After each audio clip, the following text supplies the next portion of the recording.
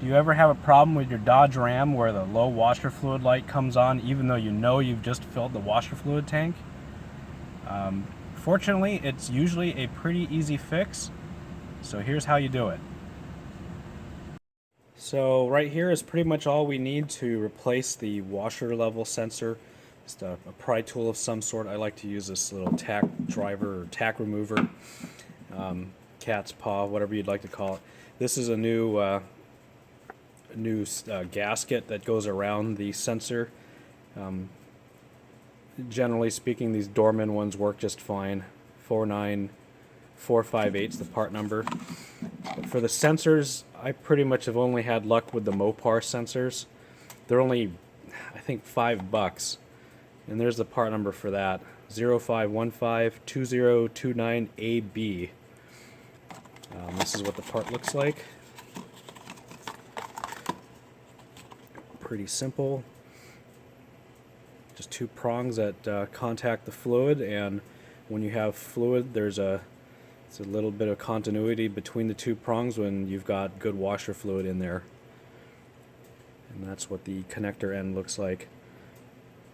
Pretty simple. Should only take you, 5-10 minutes to replace this, and that should get your low washer light to shut off. Yeah, pretty easy repair for a light that's quite annoying to see in your dashboard. Okay, so here's what we're looking at. This is the passenger side of the engine compartment. This is the air box, the air filter box, and this is the engine coolant reservoir, and this is the windshield washer reservoir. And what we're trying to get to is the sensor, and that's the one with the gray plug right here. That's the one we want to remove.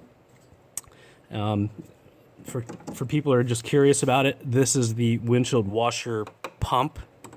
So if you have a bad one of these, that's where that is. So anyway, this is a fairly high failure rate item here. Pretty inexpensive part. It's like $5 or $6 from the dealer. They get changed out a lot, so sometimes the connector will be missing the little red lock that keeps the tab from pushing in.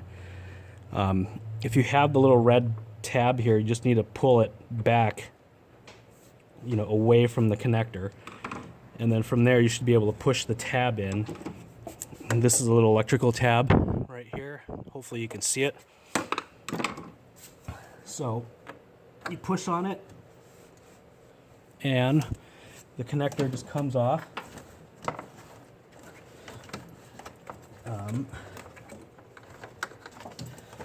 Okay, and here is a better view of the connector we're talking about. You just push on this tab right here, and like I said, there might be a little red lock tab that keeps the release tab from pushing down. You just need to pull it back, and then you should be able to push the release tab down. Okay, so let's set you back up here. Now, hopefully you can still see. From here, that leaves the sensor on the bottle. In this case, I've emptied out the washer fluid bottle. I just went ahead and ran the washer fluid low, over the course of time. And from there, we should be able to pull the sensor out relatively easily and without a mess because there's no fluid in it. I like to use one of these tack removers, or some people call them cat's paws or cat's claws. That's what this is. Pretty handy tool. You just want to get behind the sensor and pry, and it'll eventually want to come out.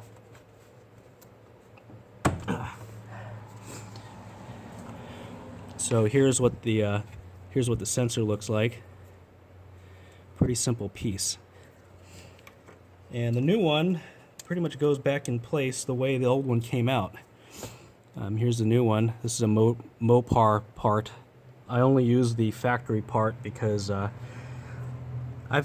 just haven't had very much luck with the aftermarket parts working. So anyway, you just want to make sure the hole that the sensor goes into is nice and clean before you put this in. And it's just reverse of removal and just push it back in the hole.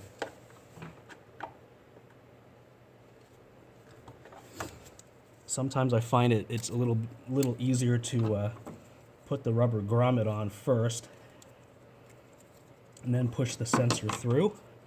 So we're going to go ahead and do that. There is the rubber grommet and the sensor. Hopefully I'm not in the way. Just go ahead and just wiggle the sensor in like so. And then we're going to go ahead and run the connector back down.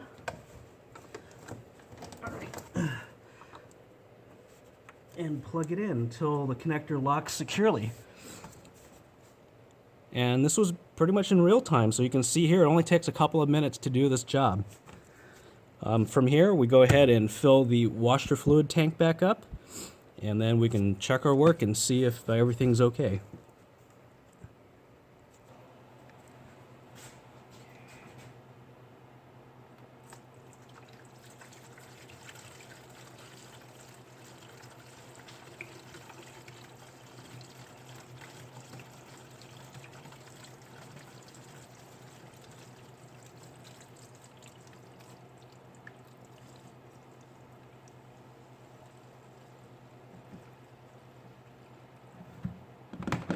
Gotta like Mopar Engineering, they make it so that a full gallon of washer fluid fits into the empty tank.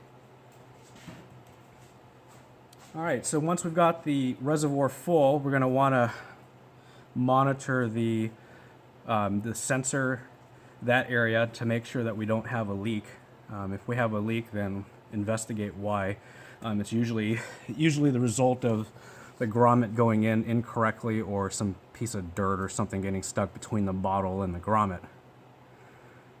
And from here, it's just a matter of starting the vehicle up and seeing if the washer fluid light goes away.